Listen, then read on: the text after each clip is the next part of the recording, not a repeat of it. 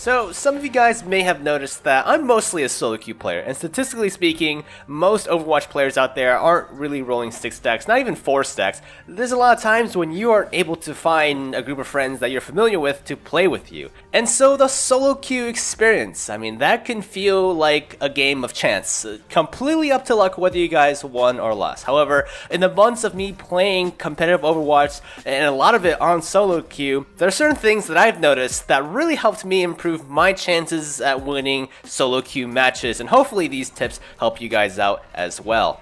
So solo queuing isn't necessarily optimal, you ideally want to have some friends to play with. So what is fitting about this video is that it is actually sponsored by the guys over at GamerLink. Now this is a free app made for gamers to find other gamers quickly, easily, and without any hassle. So Overwatch is of course a popular section in the app, but it does support a variety of other games on many different platforms. So it's a great place to look for a partner for that Heroes of the Storm Nexus challenge. Anyways, the app works like a giant thread where players can set up beacons, essentially posts, where they're asking for other players to join in on them, and then you can reply to them via a private messaging system within the app and exchange details. GamerLink is really geared to anyone who wants to find people to play with, not just the super competitive types, and it's really easy to set up, so I would highly recommend you guys check it out. Link will be in the description. So anyways, for those who are still here, those who haven't run off to find teammates on GamerLink, how do you improve your solo queuing experience? Well, the first thing I want to mention is being honest with yourself when it comes to your picks. Like, what are you good at? Do you have good aim? Do you have bad aim? The reason why I mention this is because I see a lot of players pick aim-intensive heroes, but when I watch them on the death screen, they just can't land their shots. And this doesn't just apply to overall performance. I mean, this could be a day-to-day basis as well, because I know there's certain days where I just can't aim, and I'm playing McCree, or I'm playing Soldier 76, and I'm missing all my shots, and then would be a good time. At that point would be a good time to be like, hey guys, I'm off today, can someone else pick DPS for me? I can play something else. You have to be very introspective.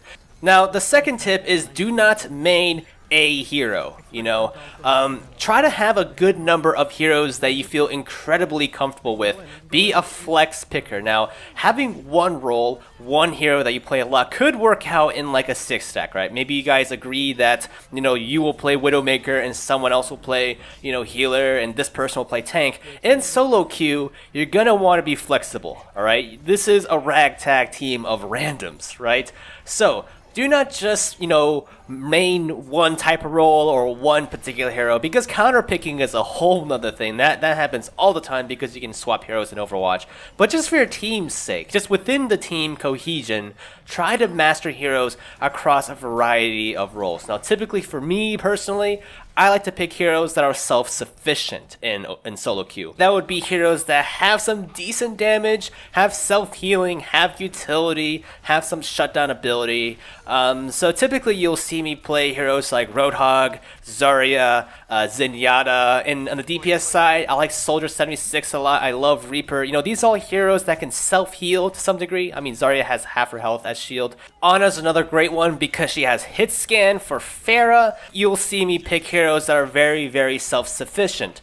So, the next tip, I guess this is like a tip and a half a tip. Just a tip, guys. And this sort of connects point 1 and point 2 together.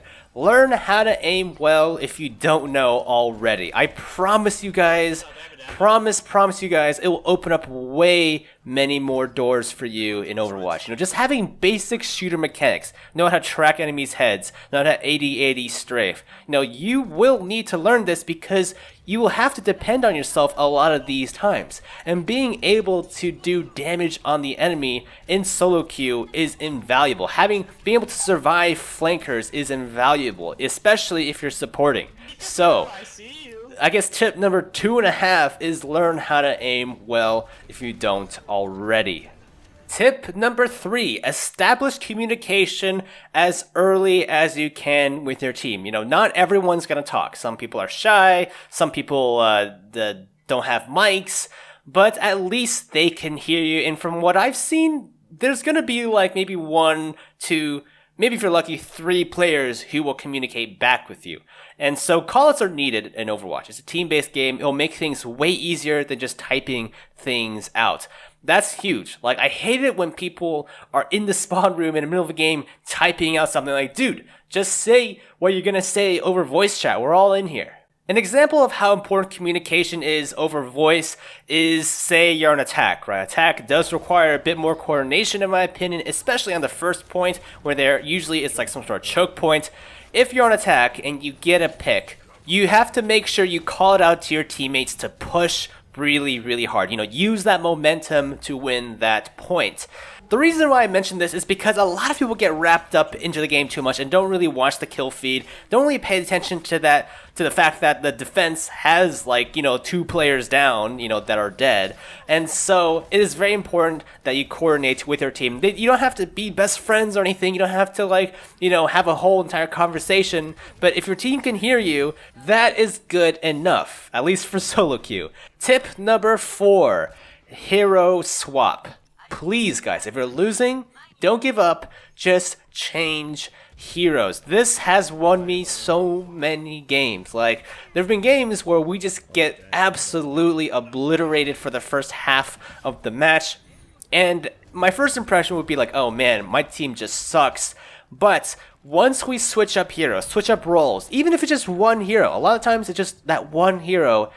It's like night and day, guys. If you guys don't believe me, just try it out. If you're in a losing match, get people to swap around heroes. It somehow works. It's a multitude of factors that go into this. It could be counter-picking, for example. It could just be making a stronger team composition, or even just having people play on heroes that they're better on, or maybe even just the map. Maybe the map favors certain heroes. I don't know, what happens, but a lot of times it just works. Now, on the flip side of things, if you're winning by a lot, and this is probably less common, but I've been in scenarios where we're winning and one of our guys gets cocky or something, or gets bored of the hero they're playing and switches off to another hero. It could be within the same role even, like switching from a Genji that was working really well to a Soldier 76.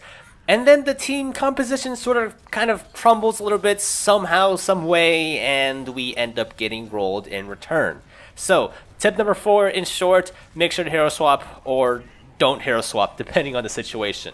Tip number 5 is to keep track of the tab. The scoreboard. When you tab, you can see when the ultimates of your teammates are up. You can see when they're dead. This is incredibly useful in solo queue when communication is not guaranteed. So you're going to have to be proactive and check out when your teammates' ults are up, those big ultimates like Zarya's Graviton Surge or Transcendence, and really keep tabs on when a good combo is ready to go. A lot of times you're going to have to do it on your own. Your teammates aren't going to spam Z for you and tell you that their ultimate is up.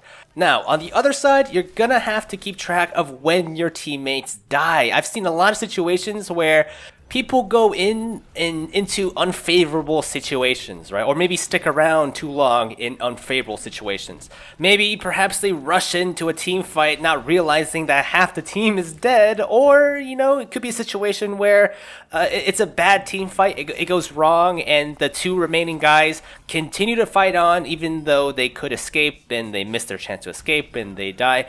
In either case, the situation, the end result is the same. The deaths become staggered. And when they become staggered, not everyone respawns at the same time, so you're going to have to spend even more time waiting for everyone to group up together to make an effective push. Now, I know there's certain situations where, that pro Genji can make that 1 versus 5 uber play, but it's a situation by situation basis, and it's important to keep track of when your teammates are dead, kind of keep a head count of who can fight. The scoreboard is a really useful function because not everyone, of course, is going to communicate that they're dead, especially in solo queue. Anyways, guys, that's just about for today's video. I mean, those are sort of things that stuck out to me whenever I would win a lot of matches, things that all those matches have in common. If you guys have additional tips that you want me to cover in a future video or that you just want to share, let me know down in the comment section below. And if you like this video, hit that like button. And I guess until next time, I'll see you around.